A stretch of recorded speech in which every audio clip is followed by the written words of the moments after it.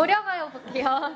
네, 고려가요라고 하는 거 일단 향유층 먼저 한번 생각해 볼까요? 향유층이 평민일까 양반일까? 그치, 향유층이 평민이었어요. 자, 그래서 평민들 사이에서 구전되면서 막 불리우던 노래가 나중에 궁중 소각으로 들어가는 과정에서 각색된 내용이 이제 드러나거나 하는 경우가 있다라고 했었는데요. 일단 평민들 사이에서 불렸기 때문에 주제가 어떤 식으로 형성화될까요? 그치? 남녀 간의 사랑 노래를 좀 다룬 작품이 일반적이라고 했어요. 근데 남녀 간의 사랑에서 개인적 정서를 표현하기에 누구의 목소리로 표현하는 게 가장 효과적이었을까? 그치? 그래서 여성화자의 목소리로 표현하는 게 가장 효과적이었어서 고려가요는 이런 남녀 간의 사랑을 주제로 한 여성화자의 목소리로 다룬 작품이 많다라는 내용을 정리하고 있었죠. 여기까지 작품 내용 기억나나요? 네. 그러면 여기서 평민들, 그럼 얘들아 이렇게 평민들 사이에서 불려지던 노래가 어떻게 된다고? 그치? 궁중 소각가사로 들어가게 돼요. 그러면 내용이 어떻게 각색이 될까? 얘 좀 고급진 용어로 우리가 뭐라고 표현했었는지도 기억나나요? 그치? 충신 연주지사라는 표현을 사용하기도 했었죠. 그럼 그 과정에서 없었던 내용이 추가되기도 하고 아니면 형식상의 차이가 나타난다라고 했었어요. 그러면 충신 연주지사의 내용으로 우리가 각색할 때 내용이 추가되는 경우가 있었고 아니면 형식상의 차이가 발생하는 부분이 있었죠. 그래서 이런 형식적인 측면에서 여음구나 후렴구 같은 게 드러난다라고 했었어요. 여기까지 들어보니까 기억나나요? 연주지사 내용으로 각색되면서 내용이 추가되거나 아니면 삭제되는 경우도 있는데 우리가 삭제된 거 뭐가 삭제됐는지 모르지, 원본이 모르니까. 그래서 추가된 내용을 우리가 또 찾아볼 수 있고요. 형식적인 측면에서는 여음구나 후렴구 같은 게 이제 삽입됐다라고 우리가 보고 있었어요. 여음구랑 후렴구 차이는 뭐였는지 기억나나요?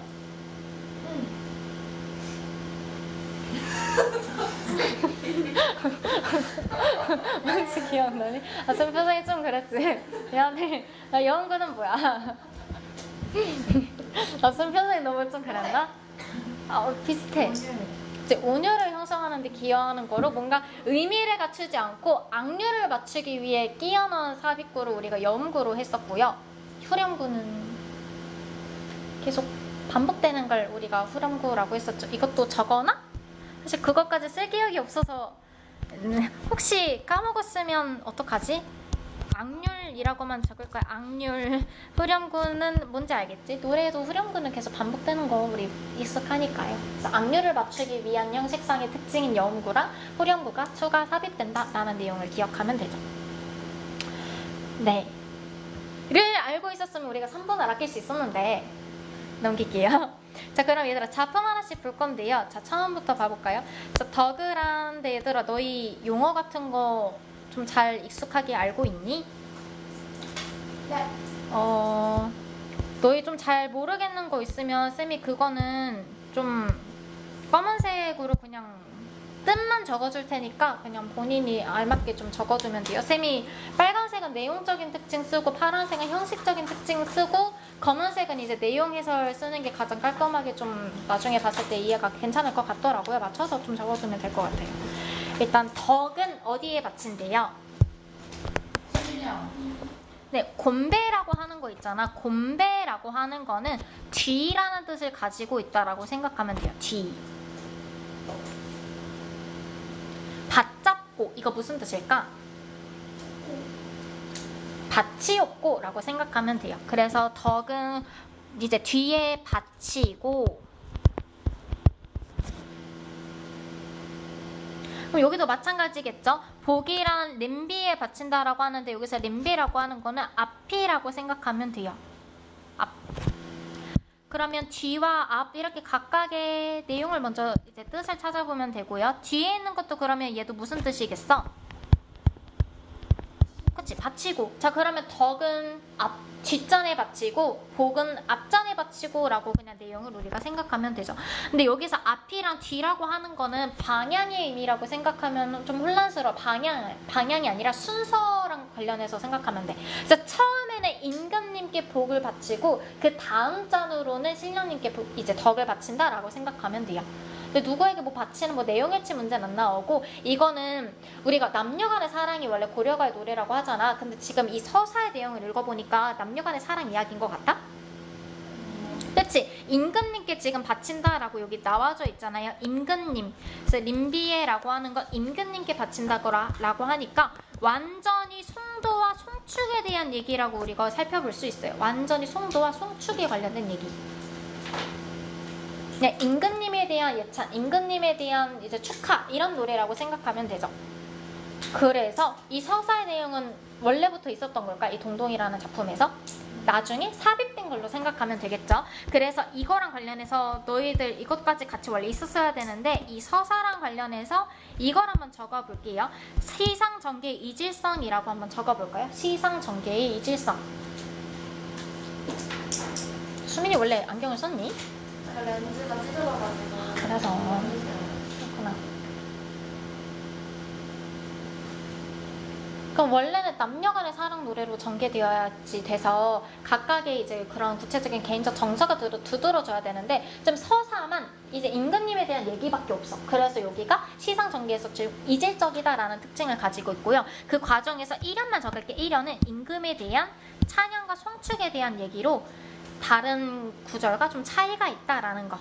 그래서 딱 이것만 일단은 적어두면 돼요. 이 서사랑 관련된 이야기.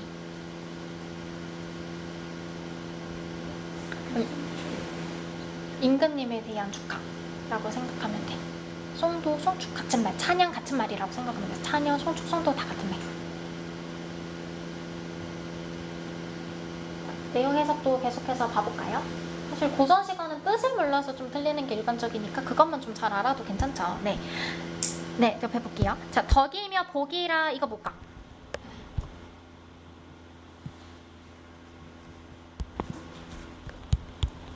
하는 것을. 보통 이렇게 리을로 나와져 있는 거 있잖아. 이런 것들 뭐뭐 할 이런 걸로 우리가 해석하면 자연스럽게 해석돼요. 그래서 하는 것을 그러면은 괜찮지? 뭐뭐 할. 그래서 덕이며 복이라 하는 것을 어떻게 한대요?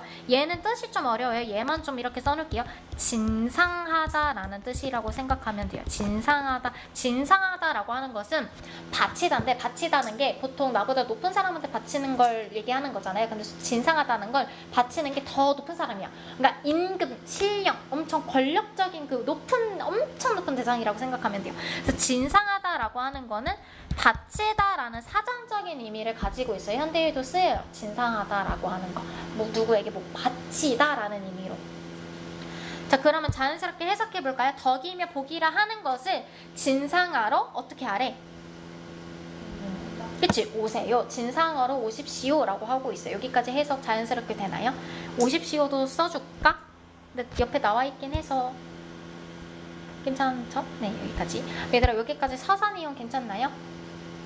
네, 그럼 얘들아, 이게 1월부터 12월까지 있다라고 했었잖아요. 그래서 이거를 원력체 가요라고도 하는데요. 그것까지 좀 적을게요. 이 작품만의 특징이야. 이 작품만의 특징. 원령체 가요예요. 원령체 가요.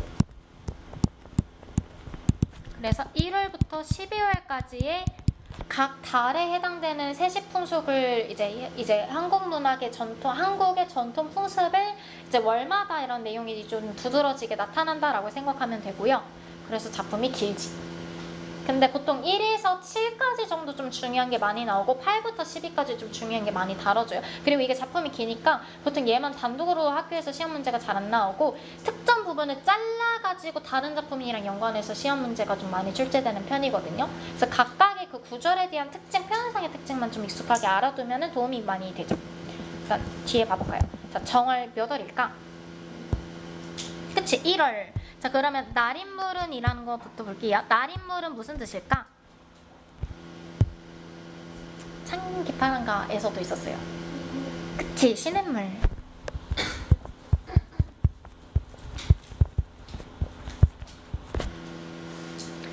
그래서 정월의 시냇물은 이라고 해석하면 자연스럽게 이어지죠. 자, 아의 이거는 뭘까? 아의. 그치? 그래서 얘는 의미가 없는 영구라고 생각하면 되죠. 감탄사도 맞긴 한데 영구라고 정확한 용어를 또 쓰면 적절하죠. 감탄사도 괜찮아요. 네.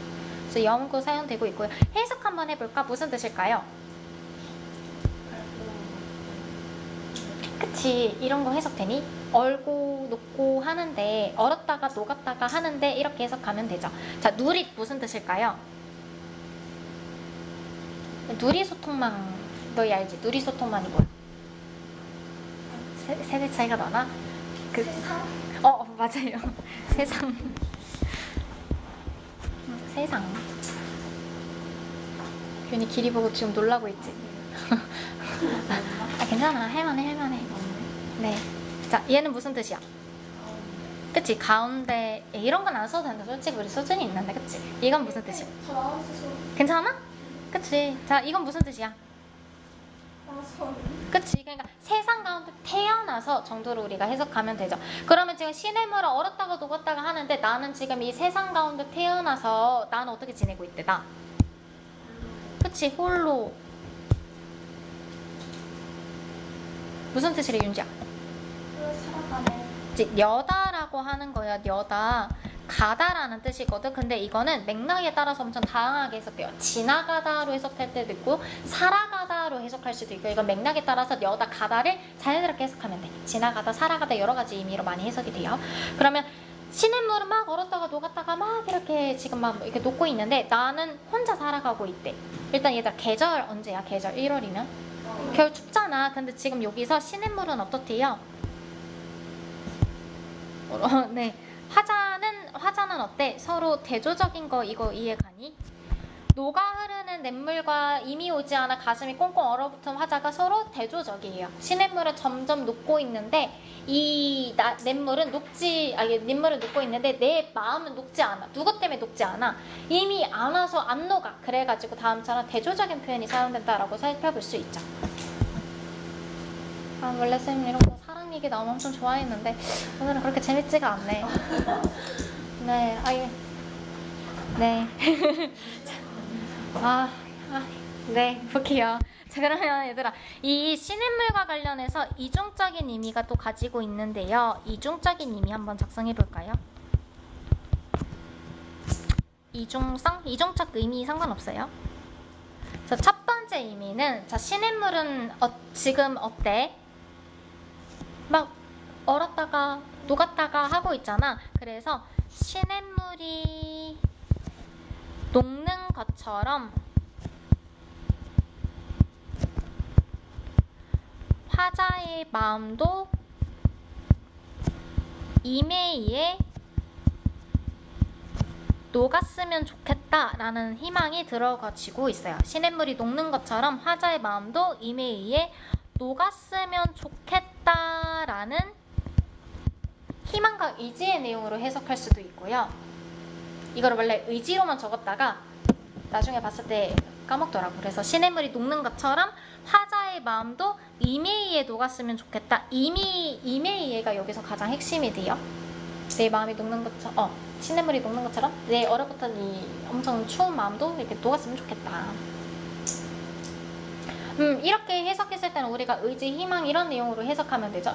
화자의 희망과 의지 이런 게 나타난다 정도로 해석할 수 있고요. 만약에 이거를 어떻게도 해석할 수 있을까? 대조라는 의미랑 맞춰서 해석하면은 그만큼 외로운 감정을 형상화하는데 표현할 수 있죠. 외로운 감정을 형상화하는데 시냇물을 얼었다가 녹았다가 하는데 왜 나는 이렇게 세상 가운데 혼자 태어나서 외롭게 혼자 마음이 얼어붙어 있는가 라면서 나의 외로운 감정을 표현하는 것으로도 해석할 수 있어요. 그래서 첫 번째 의미대로 해석하면은 이메이에 녹았으면 좋겠다라는 소망의 내용이 들어가는 거고, 두 번째 의미로 해석하면 외로운 정서에 주목해서 우리가 해석할 수 있다라고 생각하면 되죠. 그래서 이렇게 이중성의 의미 찾을 수 있겠어? 이중성 같은 말로 또 뭐라고 하나요? 중의성이라고도 하죠.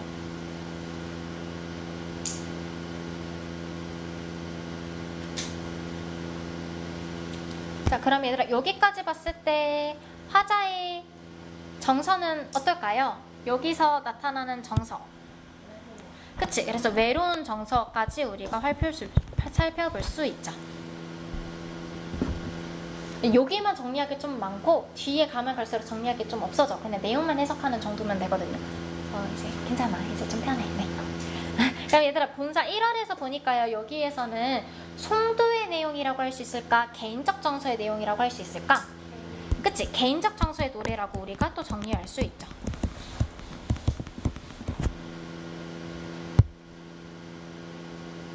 여기까지 괜찮나요?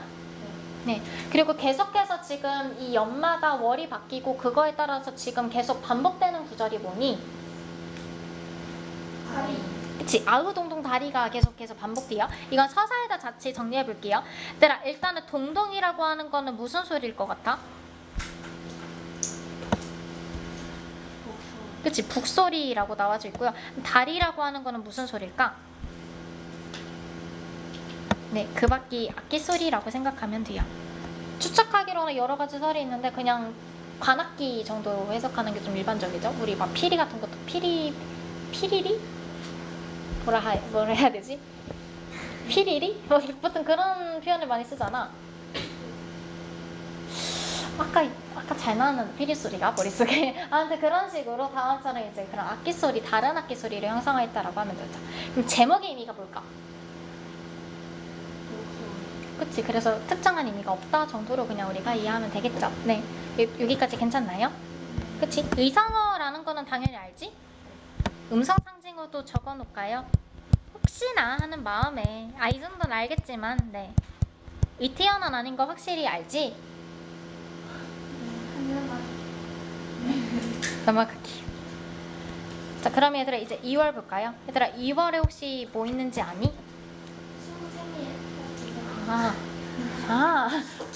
중요하죠. 엄청 중요하죠. 근데 이제 연등제라는 모든 행사가 있죠. 연등제라고 하는 거. 얘들아 이걸로 너희 다른 걸로 좀 할래? 왜냐면 세시풍속이 되게 여러 가지가 나오는데 연등제라고 하는 세시풍속이 처음 여기서 등장이 되어서요.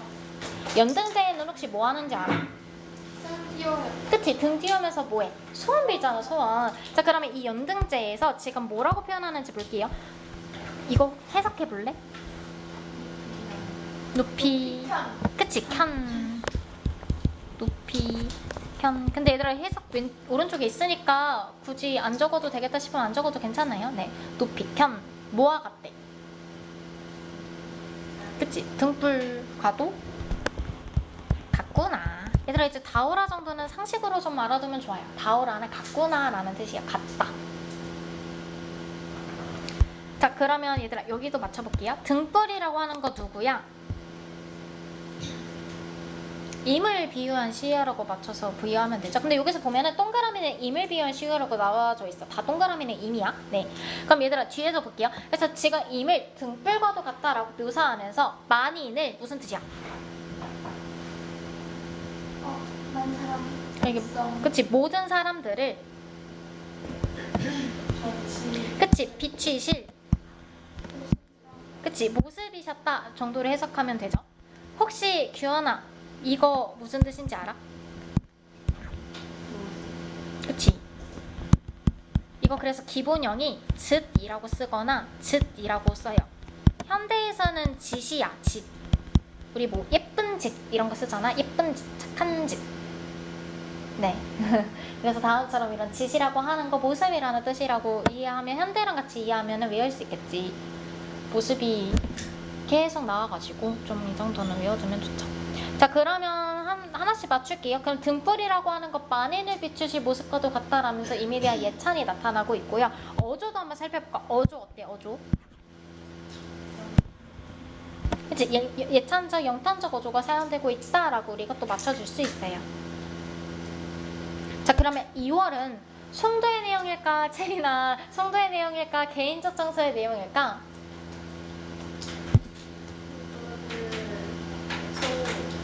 그치. 송도의 내용이라고 우리가 이해할 수 있죠. 왜냐면 임에 대한 예찬. 그래서 임을 임금으로 해석할 수 있는 여지가 더 많아지는 거니까 여기서는 송도의 내용이 주가 된다라고 살펴볼 수 있어요. 그러면은 괜찮니? 그치? 근데 그러면 얘들아 지금 쭉 이렇게 읽어보니까 이질적인 내용도 있고 이런 개인적 정세 내용도 있고 송도의 내용도 있잖아. 그러면 이 작가는 단일 작가라고 할 수 있을까? 그치? 그래서 단일 작가라는 해석이 없기도 해요. 그래서 아까 작성했던 거 이거 있죠? 이거랑 관련해서 단일 작가 X라고도 해두면 좋아요. 단일 작가가 쓰지 않고 여러 명의 그런 작품들이 다 짜집게 된 형태로 들어가져 있다라고 생각하면 되죠. 그럼 여기까지 괜찮나요? 그럼 나머지 이어서 또 볼게요. 네, 3월 볼게요. 3월은 봄이지, 3월 봄. 3월에 무슨 뜻일까? 그치, 3월에 남용. 3월이 되면서 개연. 피어난, 그치, 핀. 그치, 봄에 가득한, 봄을 이렇게 가득 맞춘 봄이 가득한, 봄이 가득. 얘 무슨 꽃인지 안 보고 맞춰봐. 좋고 땡. 아, 읽어봐, 쭉 읽어봐. 닮아지. 땡. 다리꽃, 달래꽃, 진달래꽃이에요. 해석이 어렵죠. 그래, 진달래꽃, 그래서 화자의 임의 아름다움이 빗댄 표현이라고 생각하면 되죠. 임의 아름다움. 왜 꽃이니까 아름다움. 그래서 해석 자연스럽게 되나? 윤지부터 갈게요. 윤지야 해석해볼까요? 남들이 부러워하는 이슈. 아, 아주 정확해. 자, 수민이. 할 수 있어, 안 보고도. 남이 부러워할 남이 부러워할 모습을. 그치, 지니고 태어나셨다 정도로 해석하면 되죠. 괜찮니? 네, 써있으니까. 네. 그럼 얘들아 여기 그냥 이미 아름다움이 나타난다라고 생각하면 되죠. 그럼 얘들아 이 3월 내용은 우리가 개인적 정서라고 할 수 있을까? 송도라고 할 수 있을까? 그치? 하나도 안 어렵지? 계속 이런 느낌이에요. 이제 재미있어? 고마워요. 네. 자, 4월 안이 있고, 자, 4월 안이 잊어 정도로 해석하면 되고요. 안이 있고 잊어. 누가 찾아왔대요?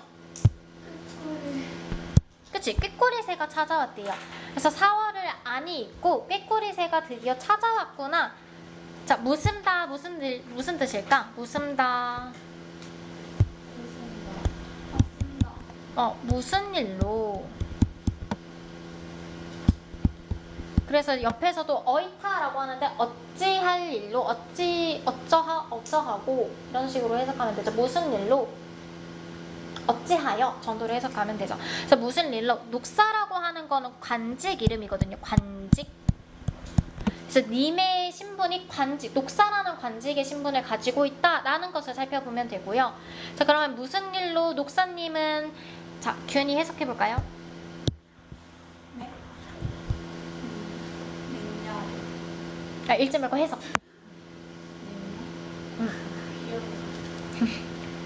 옛날? 그치, 옛날을. 믿고 그치, 옛날에 잊으셨는가 정도로 해석하면 되죠. 그럼 꾀꼬리새는 안 잊고 찾아왔는데 녹사님은 잊어버린 거야. 그래서 찾아오지 않았대. 그래서 이 부분 대조적인 표현이 사용된다라고 우리가 맞춰줄 수 있죠. 그럼 얘들아 여기서 꾀꼬리새를 객관적 상관물이라고 할 수 있을까? 할 수 있죠. 왜냐면 꾀꼬리새 보면서 녹사님과 안조는 대조적인 상황을 통해서 나의 외로운 감정이 극대화되잖아. 그렇기 때문에 객관적 상관물이라고도 꾀꼬리새를 분석할 수 있어요. 이거 괜찮나요? 대조라는 것도 정확하게 알아두면 좋겠지? 자, 그럼 여기서 우리가 추측할 수 있는 내용이 있죠? 그러면 녹사님과 내가 약속했던 거는 무엇이었을까? 그치, 다시 계절이 돌아오는 따뜻한 날이 풀리는 따뜻한 봄날에 다시 만나겠다라는 약속의 내용을 우리가 찾아볼 수 있죠. 그래서 우리가 추측할 수 있는 내용, 약속의 내용이 무엇이었을지 봄에 찾아오겠다라는 거죠.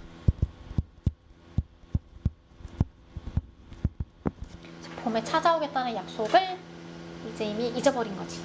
화가 나네요. 네. 네. 네. 기다리게 하는 남자 만나면 안 돼, 얘들아. 알았지? 네, 넘길게요. 자, 예. 그러면 얘는 송도의 내용일까? 개인적 정서의 내용일까? 그치. 너무나도 개인적 정서의 내용이죠.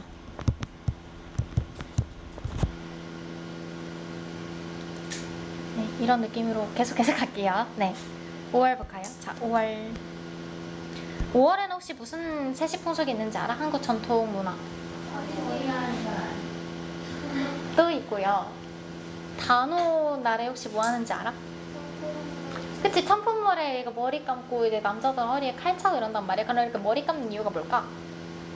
청풍물에 이렇게 머리 좋은 그런 이들도 있는데 보통 악귀나 이런 건 나쁜 그런 것을 다 이렇게 없어지게 하려고 하는 거죠. 근데 옛날에는 이렇게 신체 어떤 부분도 자르거나 이렇게 하면 안 됐었잖아. 머리카락도 안 잘랐잖아. 쌤이 이제 어렸을 때 생각을 했지. 너희 나이 때. 그러면 단오는 날마다 머리를 제대로 감는 거면 머리 한번 감을 때마다 이만큼이 막 머리카락이 나올 거잖아. 그럼 정말 귀신이 빠져나가는 것처럼 보일 수 있겠다라는 생각을 했어요. 아무튼 그래서 웃긴 얘기지. 근데 얘들아, 그럼 이런 단오날이라고 하는 거는 뭔가 악귀나 나쁜 그런 잡념이나 약간 이런 것들을 다 빠져보내게 하는 그런 풍습이라고 생각하면 되거든요. 자, 그러면 여기서 술인날 아침약이라고 하는 것, 술인날 먹는 아침약이라고 하는 거는 뭐겠어? 단오날 먹는 임모초즙이라고 해가지고요. 되게 좋은 약재라고 생각하면 돼. 그러니까 임에 대한 사랑과 정성이 가득 담긴 거라고 생각하면 되죠. 그럼 이 약은 누구에게 주는 거야? 내가 먹는 거야? 임에게 바치는 거죠. 그래서 임에게 바치는 그런 약을. 근데 이 약은 어떤 특징을 가지고 있대? 그치? 천년을 장수하실 약이라 바치옵니다 라고 해석이 되죠. 자, 그럼 여기서 사용된 표현법. 그치? 과정법이 사용됐다라고 우리가 찾아볼 수 있네요. 자, 그러면 이 오월령에서 사용된 거는 송도일까? 개인적 정서일까? 그치? 임에 대한, 임금에 대한 이런 천년이나 살아라. 네. 6월 볼까요? 자, 6월 보름에. 야, 근데 얘들아, 속도 너무 빠르진 않니? 네. 자, 6월 보름에 이거 무슨 뜻인지 혹시 기억나니? 이 정도 사실 외워야 되기는 해요. 이 작품에서 외워야 돼. 좀 생소할 수는 있는데 얘는 벼랑해라는 뜻이었고요.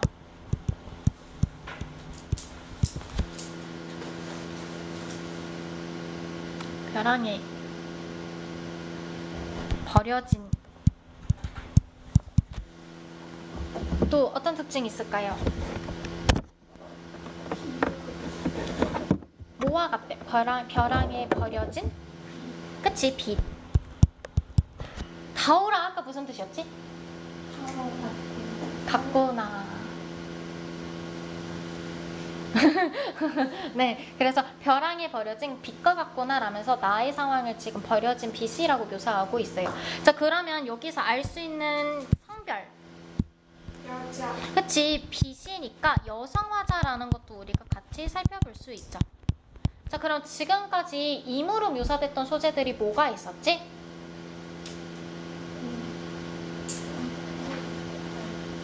몸화. 임을 상징했던 거. 그치, 등불이랑 뇌물. 진달래꽃만 있었죠. 네, 이게 만인을 비추실 모습과도 같은 등불과도 같은 존재인 임을 묘사했었고요. 그 다음에 아름다움을 묘사했던 진달래꽃, 이렇게 두 가지만 묘사했던 거 기억나지? 시냇물은 그냥 자연이야. 자연을 보면서 나의 외로운 감정이 극대화되는 소재라고 생각하면 되고요. 대조라는 의미에서 봤을 땐. 그리고 또 밑에 있었던 꾀꼬리는 꾀꼬리는 맞는데 님은 안 왔다라면서 대조했던 거잖아. 그렇기 때문에 나머지는 아니라고 우리가 이해할 수 있죠. 그럼 교훈이 괜찮니? 네, 넘길게요. 그래서 돌아보실 님을 네, 해담이 해석해볼까요?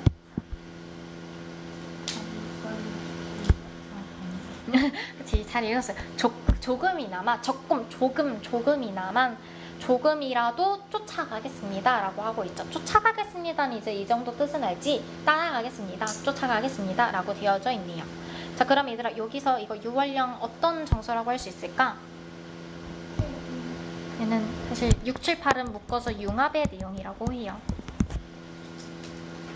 근데 딱 구분하지 않아. 그냥 송도의 내용으로도 해석할 수 있고 개인적 정서의 내용으로도 해석할 수 있다. 왜냐면 개인적 정서는 나의 외로운 심정과 그런 게 딱 표면에 딱 직접적으로 좀 더 드러나야 되거든. 근데 딱 그게 드러났던 게 앞부분에서는 딱 부분으로 나오잖아요. 근데 여기서는 그게 해석이 애매해서 그래서 그냥 융합의 내용이다 정도로 해석을 해요. 네. 7월 볼까요? 얘들아 이제 쓸 거 많이 필기 없으니까 괜찮지? 계속 볼게요. 자, 7월 보름에 아의 백종에 대야두고 버려두고라는 뜻이라고 생각하면 되거든. 그러면 이런 백종이라는 우리 한국 전통 문화 이제 풍습의 날에 막 제사 음식, 재물 음식을 막 배야두고 버려두는 거야. 여기까지 괜찮나요? 그러면서 자 어떻게 살고 싶대? 님을 얘는 외우자. 얘는 곳이라는 뜻이에요. 어떤 장소, 곳 이런 의미로 해석하면 돼. 어떤 곳. 그러면 님과 한 곳이야. 하나의 곳. 그래서 함께로 해석이 되는 거예요. 그러면은 괜찮니? 그치? 그래서 님과 한 곳에서 살아가고 싶다. 님과 함께 살고 싶다. 여기다 아까 살아가다 지나가다 이런 의미였잖아. 여기서는 살아가다라고 생각하면 되죠. 그래서 님과 함께 살아가고 싶다. 그래서 살고자 어떻게 한대요? 소원을 빕니다. 로 해석하면 되죠. 괜찮았나요? 네. 여기까지 문제 한번 풀어볼래? 아니면 뒤에까지 더 나갈까? 문제부터 풀까요? 네. 문제 그럼 마찬가지로 얘도 융합의 내용이라고 우리가 이해하면 되겠죠? 하고 8월로 넘겨서 이렇게 같이 한번 봐볼게요. 그럼 얘들아 여기서 근데 소원의 그럼 내용은 뭐겠어? 그치, 앞에 있는 거라고 바로 내용으로 나와져 있으니까 어렵지 않죠? 네, 그거 바탕으로 이제 뒤에 8월부터 쭉 볼게요. 8월에는 다음처럼 무슨 날이 있나요? 가베라는 한가위가 있어요. 그래서 8월 보름은 한가위 날이지만 여기까지 괜찮나요? 한가위 날이지만은 정도로 해석하면 되지. 한가위 날이지만은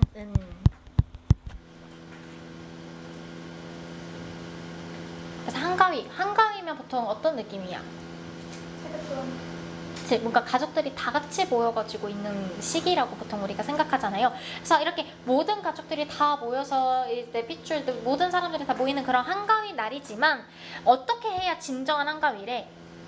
님을 모시고 지내야 오늘날이 진정한 한가위입니다 라고 해석하면 되겠죠. 그래서 여기 사이에 진정한이라는 의미가 좀 들어가면 자연스럽게 해석할 수 있어요.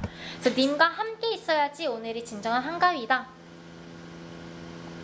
자, 그럼 8월도 그냥 융합의 내용으로 해석하면 되죠. 이걸 딱 뭐라고 딱 특정하기 애매해서 그냥 융합이라고 우리가 생각하면 돼요. 두 가지 다 해석 가능성이 있다 정도로. 9월부터 넘길게요. 얘들아 이제 좀 어렵지 않아. 그래서 이런 정도로 필기할 것밖에 없어. 내용이 많이 어렵지 않아. 해볼게요. 자, 9월 9일에 약이라 먹는 얘들아 근데 황화 무슨 꽃일까? 안 보고 한번 생각해볼까요? 일단 9월이면 계절이 가을이잖아. 가을에 피는 꽃 대표적으로 뭐 있어?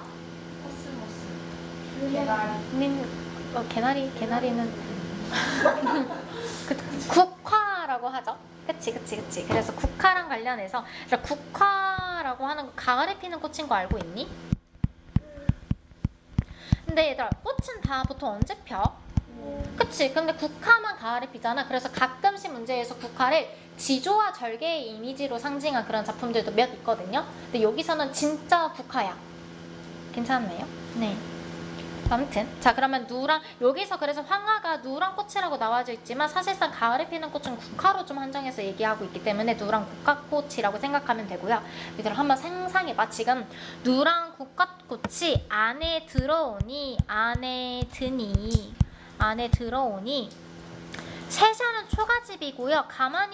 가마니에라라고 하는 건 조용하구나, 적막하구나 정도로 해석하면 돼요. 조용하구나, 적막하구나 정도로. 그러면 얘들아 여기서 많이 해석이 나오는 거, 여기서 두드러지는 심상은 무엇일까요? 마밤 심상이면 마음속에 떠오르는 감각적인 이미지로 뭔가 우리 오감이랑 관련되어 있죠. 시각. 시각. 근데 얘들아 보통 시각으로 했을 때 적절하게 맞거든? 근데 다른 게 좀 더 정확한 것으로 나와요. 시각도 맞긴 맞아. 근데 조금 더 의미를 깊게 들어가면은 다른 심상이 또 있어. 한번 상상해봐. 이 황화꽃이 집안에 들어오면은 뭔가 이게 들어오면은 적막하다고 하기 좀 애매하잖아. 왜냐면 꽃이 들어오니까. 뭔가 이 시각적인 이미지라고 했을 때는 들어오니까 이 들어오는 환한 꽃이랑 내 외로운 그런 공간과 대조되니까 더 외로움이 극대화돼서 적막하구나로 인지해도 되죠. 근데 이게 집안에 들어오는 게 딱 꽃잎이 들어오는 게 아니라 보통 어떤 의미로도 해석할 수 있냐면 후각으로도 설명할 수 있어요. 꽃 향기가 들어오는 거야. 그래서 시각으로도 해석할 수 있는데 후각으로도 해석할 수 있다 정도로만 이해하면 돼요. 그러니까 시각인지 후각인지 구분하는 문제는 안 나오거든. 그냥 후각으로 해석할 수도 있다 정도로만. 그러면은 여기서 이 황화꽃 향이 이렇게 집안에 들어오니까 나의 공간이 더 적막하다라는 게 조금 더 자연스럽게 해석이 되죠. 그러면은 괜찮니? 네. 네. 그러니까 배고플 때 빵이 내 눈앞에 있는 것보다 빵 냄새 맡는 게 더 네, 그러면서 볼게요. 자, 그럼 10월 넘겨서 볼까요? 10월. 네, 10월에서 자, 10월에 네, 10월에 잘개선, 이게 점이연이라고 하는 게 잘개선이라는 의미를 가지고 있거든요. 점이연이라고 하는 거. 잘게 썰어놓은 거야. 이 보리라고 하는 건요, 보리수나무로 해석하기도 하는데요. 여기에서도 그래서 맞춰서 그냥 다음처럼 나와져 있죠. 저면형 고로쇠라고도 하는데 그냥 이런 정도로 해석하면 돼요. 그러면은 괜찮니? 그치? 그럼 얘들아 보리수나무라고 하는 거 그런 다음처럼 이렇게 많이 활용하는 건데 목재를 활용할 때 잘게 썰어놨어. 그럼 어떨까? 잘게 썰어놓은 이 나무 활용할 수 있어? 그치? 나무젓가락을 만들려도 이만한 나무가 필요한데 완전 이거를 잘게 썰어놓으면 얘를 아예 못 쓰는 거잖아. 그럼 이 잘게 썬 보리수나무라고 하는 거는 누구를 말하는 걸까? 그치? 그래서 화자를 비유한 시어다라고 우리가 이해할 수 있죠. 그래서 내가 잘게 썬 보리수나무 같구나.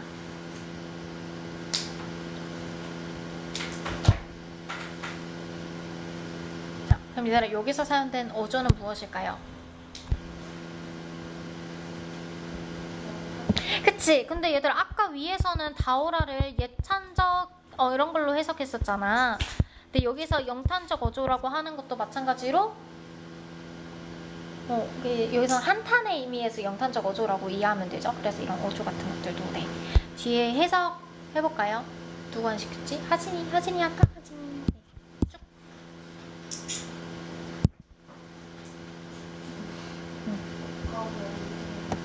그치?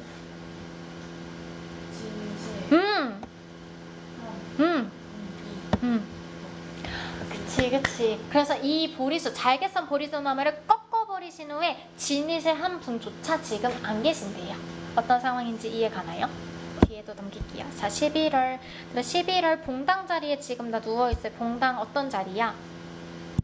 흙바닥이래요. 흙바닥. 지금 11월에 흙바닥에 누워있어 얼마나 춥겠어. 따뜻한 막 방에 자는 것도 아니고 안방과 건너방 사이 흙바닥에서 자고 있대요.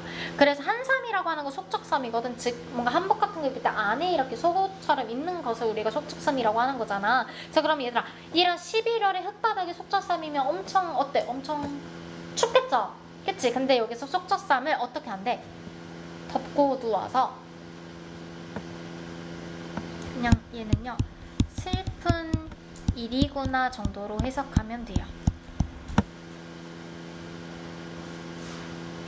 이게 살아온다라는 게 슬프게 살아가는구나 정도로 생각하면 되거든. 그래서 슬픈 일이구나, 슬프게 살아가는구나 정도로 해석하면 돼. 그러면은 괜찮아요? 그치? 그래서 무슨 뜻일까요?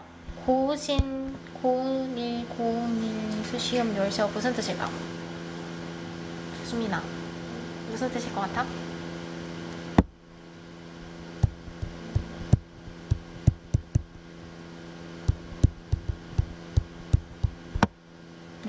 네, 그래서 이런 뜻이에요. 슬픔을 사르고, 미안해. 고운일 고은님 떨어져 살아가네 정도로 생각하면 돼요. 그래서 고은님과 수시음 떨어져서 살아가는구나. 근데 여기도 마찬가지로 수시음이라고 하는 게 약간 사라지다, 없어지다 이런 의미의 뜻이거든요. 그러니까 떨어져로 해석했을 때 자연스럽게 이해할 수 있지. 네, 괜찮았나요? 그리고 넘겨서 볼게요. 자, 12월. 자, 12월에 분딧나무로 가끈이라고 나와져 있어요. 얘도 나무야, 나무. 분디나무라고 생각하면 되고요. 갓곤 무슨 뜻일까?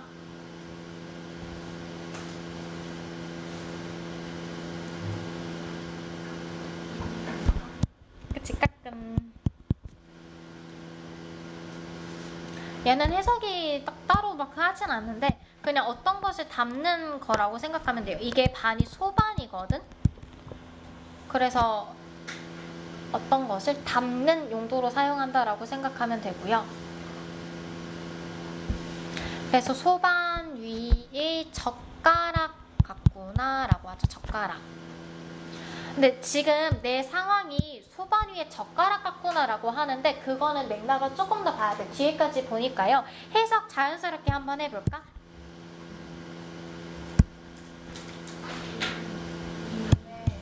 그치?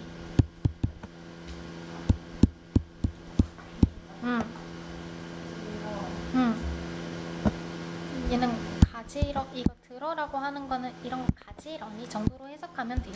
그래서 가지런히 노니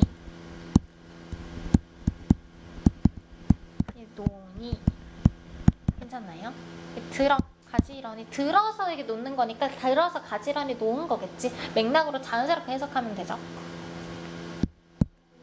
자, 여기 손이 그럼 누굴까? 손님. 그치, 손님이. 그치, 가져다가. 그치. 좀 빠르게 읽어봐. 물읍니다. 묻니다. 그래서 내가 님을 위해서 지금 젓가락을 여기를 잘 해놨는데 지나가던 손님이 와가지고 내가 가지런히 놓은 젓가락을 그냥 이렇게 물어가지고 헝클어 이렇게 다 이렇게 엉클어 틀어놓은 거죠. 그래가지고 이루어지지 않는 사랑을 지금 다음처럼 표현하고 있어요. 그럼 얘들아 여기서 손은 뭐야? 장애물이 되겠죠. 임과 나의 사랑을 방해하는 장애물, 방해물이 된다라고 생각하면 되고요. 그래서 여기서 나의 이제 상황으로 묘사한 것들도 우리가 살펴보면 되죠. 그럼 임으로 묘사했던 거 다시 한번 생각해 볼게요. 그러면 윤지야, 임으로 묘사했던 거 두 가지 있었죠.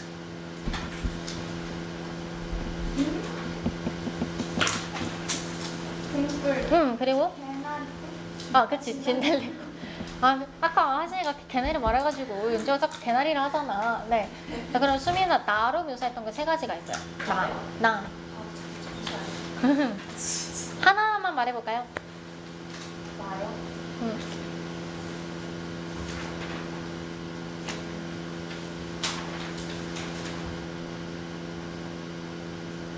오래 걸리는데 일부러 문제를 안 풀기 위한 고도의 전략인가? 네. 자, 세 개 중에 하나만 말해봐. 나머지 두 개 또 시키게. 그건 그냥 나니까. 비유한 거. 체리 갈까요? 체리 뭐 있어?